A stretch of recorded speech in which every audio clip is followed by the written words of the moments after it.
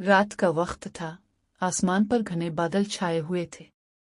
बारिश के बाद सड़क पर हर तरफ धुंध छाई हुई थी। अहमद अपने दोस्तों के साथ गाड़ी में गांव जा रहा था। सब हंसी मजाक कर रहे थे, लेकिन जैसे ही गाड़ी एक पुरानी सुनसान सड़क पर पहुंची तो सब पर खामोशी छा गई। अचानक सामने एक पुरानी औरत दिखाई दी, जिसने सफेद कपड़े पहन रखे थे।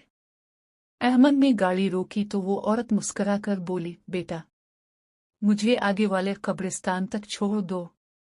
दोस्तों ने कहा कि नहीं, आगे मत बढ़ो, लेकिन अहमद ने जिद करके औरत को गाड़ी में बिठा लिया। गाड़ी चलने लगी।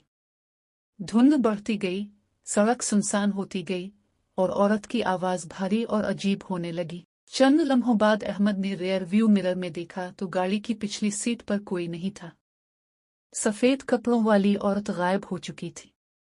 दोस्त खौफ से चीख उठे और गाड़ी बेकाबू हो गई।